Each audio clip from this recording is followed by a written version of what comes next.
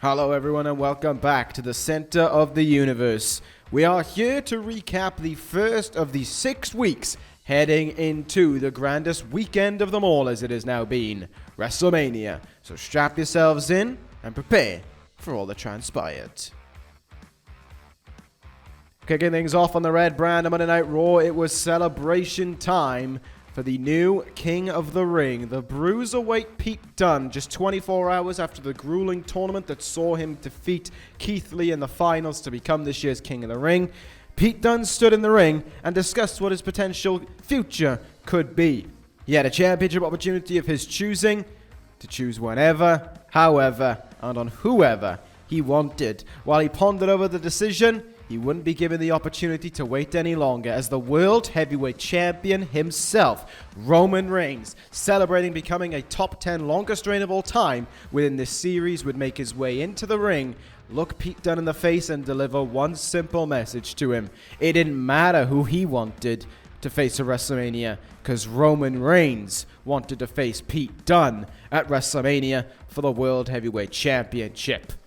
Dunne would accept the proposal, and with it, use his championship opportunity on Roman Reigns, setting up the Bruiserweight versus the Roman Empire for the World Heavyweight Championship at WrestleMania. It was a massive start to Monday Night Raw, as its world title match is set for the grandest stage of them all.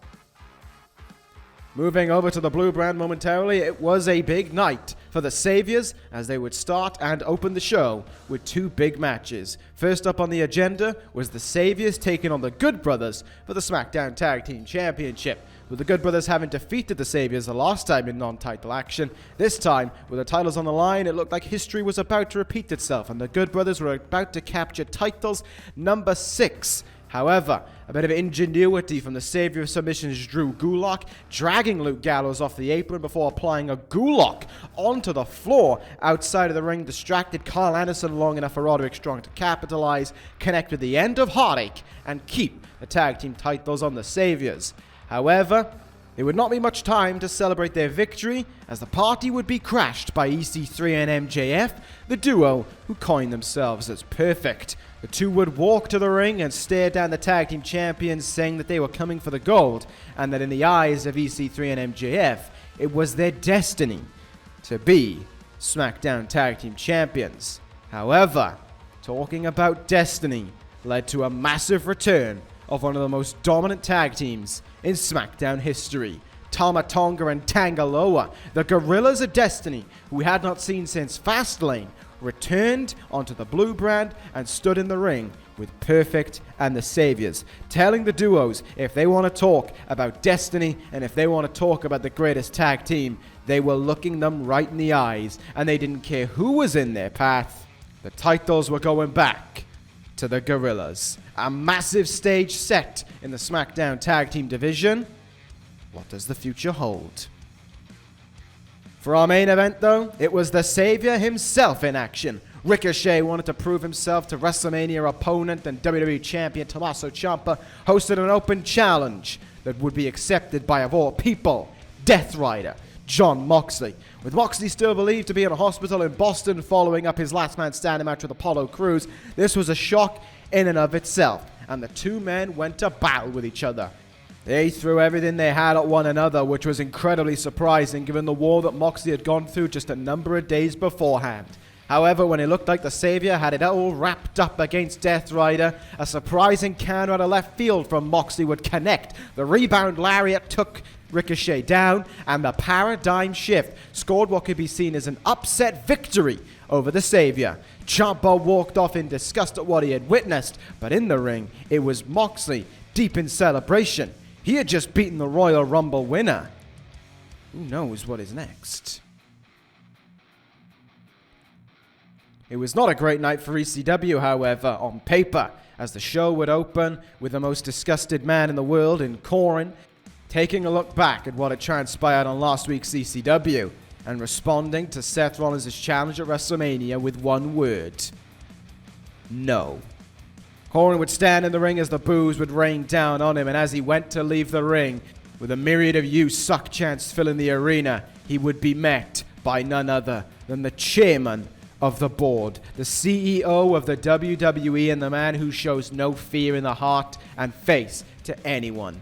Vince McMahon would look at Corin and call him a coward, saying that his refusal to step up to Seth Rollins' challenge at WrestleMania showed exactly the kind of man that Corin was. Vince McMahon said that he hoped Seth Rollins or anyone in the world would knock him down a peg or two because he deserved it, because he was a coward. Corin simply told the chairman, his boss, it takes one to know one, before walking away from Vince McMahon himself. Once a scumbag, always a scumbag.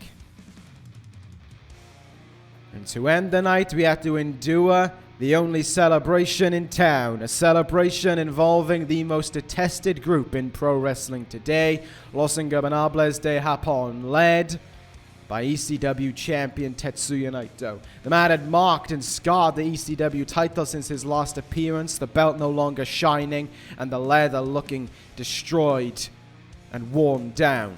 Naito stood in the ring with the rest of LIJ as the chants of "asshole" filled the entire arena in Louisville, and he loved it, soaking in the fact that Johnny Gargano was nowhere to be seen, that heroes never win the stories in real life, and that he was out to make sure that the three most memorable letters in wrestling weren't ECW, but LIJ. He didn't care what he did, how he did it, or when he did it. So long as he has the ECW championship, then ECW would need him more than he would ever need it. As the celebration came to a close and the roll call was given, it looked as if it was a dark night for ECW once again, with LIJ on top.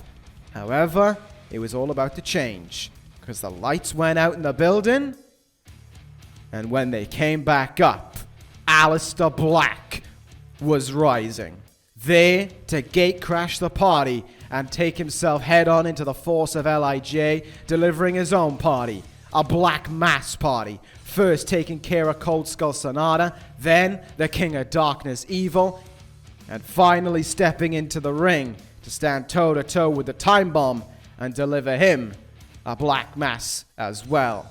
Though Tetsuya Naito had long run for the hills, the rest of LIJ were down, and Aleister Black had one message for Tetsuya Naito.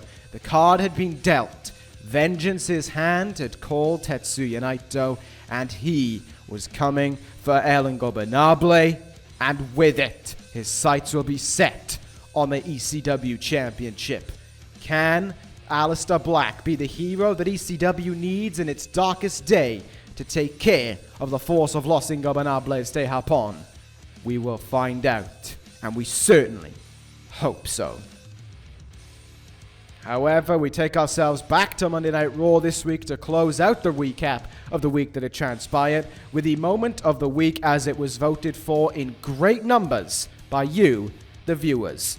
Shayna Baszler and Tessa Blanchard would be invited to Monday Night Raw for the Women's Royal Rumble winner, Rhea Ripley, to make her decision. However, it did not look to be the decision that we had hoped for, as Baszler would be attacked by Rhea Ripley and laid out on the outside. Just when we thought we'd all been played, then came the moment of the week. Baszler versus Ripley it will be at WrestleMania. For the SmackDown Women's Championship, trifecta truly is forever here. Ripley! She took down Blanchard!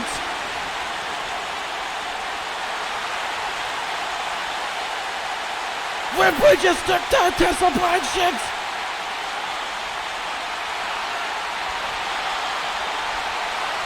This place has gone apoplectic!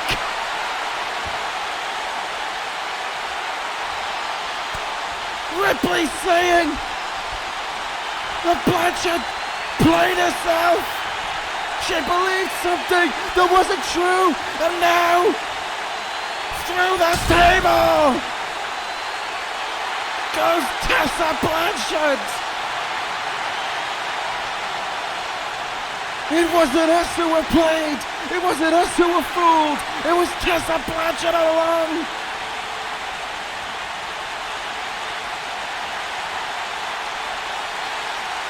The death-nailing trifecta has been struck by Rhea Ripley, The statement has been made at WrestleMania. Ripley and Blanchard for the Raw Women's Championship.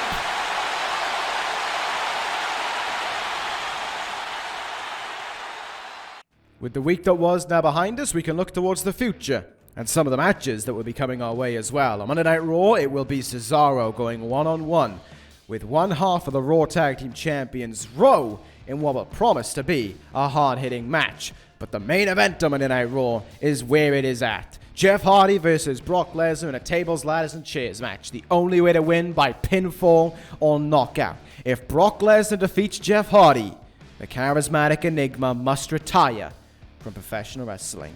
It is do or die for Hardy on Raw. On SmackDown, while the WWE Champion will be in action, there will also be a women's match taking place between Becky Lynch and Toni Storm. These two women looking to get their head through the gates in the interest of SmackDown Women's Champion Shayna Baszler heading into WrestleMania. Meanwhile, on ECW, while we are in for a massive night with 2 title matches on our way, on top of that, we will see Cruiserweight Champion Rey Mysterio go one-on-one against Lucha House Party member Lince Dorado. That one could damn well be interesting.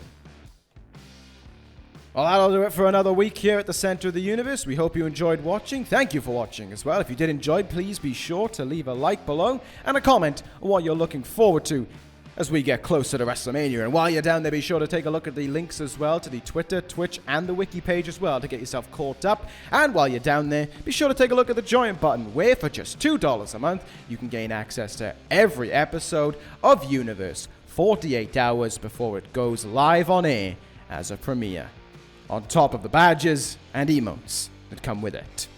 That does it for the center of the universe. We can't wait to see you on the next week of action in the WWE. Take care, everyone, and ta-ra.